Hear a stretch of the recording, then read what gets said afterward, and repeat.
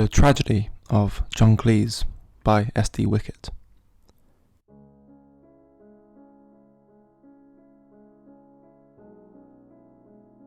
There exists a fate worse than death, a prison with bars not visible to anyone other than oneself, an endless punishment for a long-forgotten crime, a life lived in the ashes of a house burned down by one's own flame, to walk in the ashes and see simultaneously what is and what once was.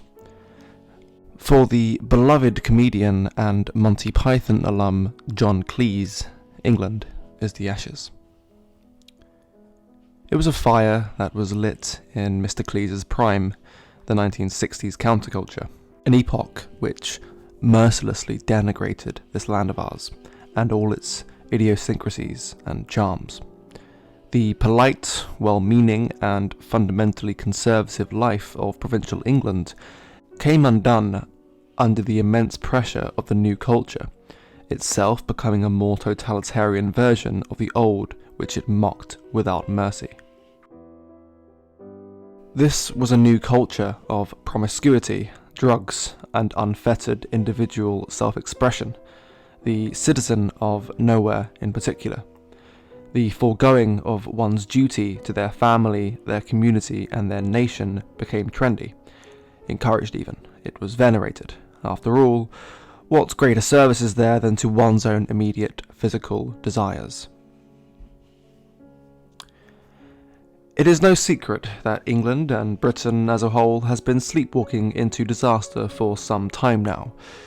We at large have lost moral confidence, our place in the world. Our cultural output, once the envy of the world, has fallen into vacuous disrepair. England is denigrated constantly by those who greedily accepted every opportunity she has to bear. We are not an island, we are told repeatedly in adverts. Roll over and accept it is the subtext. I'd like to draw your attention to an anonymous post on the forum website 4chan, which forms the basis of what I have titled The Tragedy of John Cleese. It goes, "He was a progressive liberal degenerate in the 1960s uber-polite Britain.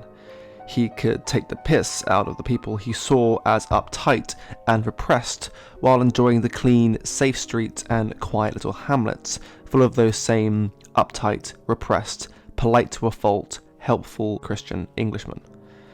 The best part was that those same British conservative Anglos were pretty humorous about themselves, so when you made fun of them, they laughed along with you and shook their heads, saying, 'You know, Margie, he's got a point.' It was heaven on earth for him, to be popular and a countercultural icon at once, loved by conservatives and liberals alike for being hilarious, but also enjoying the benefits of a strong, stable and homogeneous culture. Now, he's an old man, staring at a desolate wasteland, where in London, Britons are now in the minority. Everyone is suspicious, the hamlets and villages are economic dead zones. Every week, there's a new group you aren't allowed to make fun of. No one has a sense of humour anymore. Little girls are being sold as sex slaves, women are harassed in the street, and the men are suspicious and surly over their lowered living standards."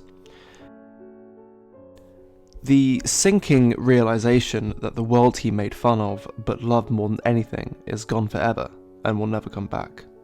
The horrifying conclusion that his own countercultural irreverence may have helped to kill it. So he impotently gripes on Twitter and wonders where the laughter went. When did the joke stop? Where are those wonderful, repressed and uptight conservatives? Mr. Cleese will return to our screen soon with a documentary series of the council culture phenomenon titled Counsel Me. Cleese will attempt to uncover the causes and origins of, as I quote, why a new woke generation is trying to rewrite the rules on what can and can't be said. I'm delighted to have a chance to find out on camera about all the aspects of so-called political correctness, Cleese said. There's so much I really don't understand, like how the impeccable idea of let's all be kind to people has been developed, in some cases ad absurdum.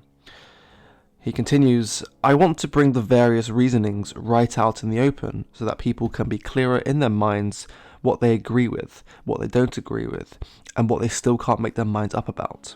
He mentions political correctness as if it were new, something that emerged out of a campus vacuum in the mid-2010s. Yet its true origin is something far closer to home. John Cleese cut his teeth in the 1960s. As I've stated previously, it was a time of revolution, a springboard into hyper-modernity, hyper-liberalism. It was the death of the suit, the family, and the stigmatic removal of undesirable and unbecoming behaviours.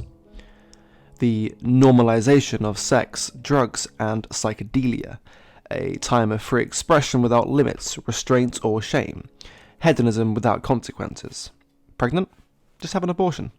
Bored at a party? Here, take this. Only God can judge me, except he doesn't exist. I hold Mr. Cleese in an incredibly high regard. His comedy still brings joy to millions, myself included. This is not an articulation of scorn, or lambast even, it is one of sympathy.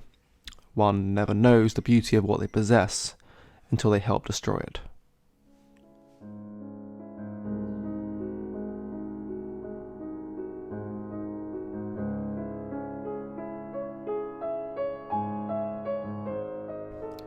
Thank you for listening to this Bournbrook essay. You can read our print issues and online articles at bournbrookmag.com, and you can support Bournbrook at bournbrookmag.com/subscribe.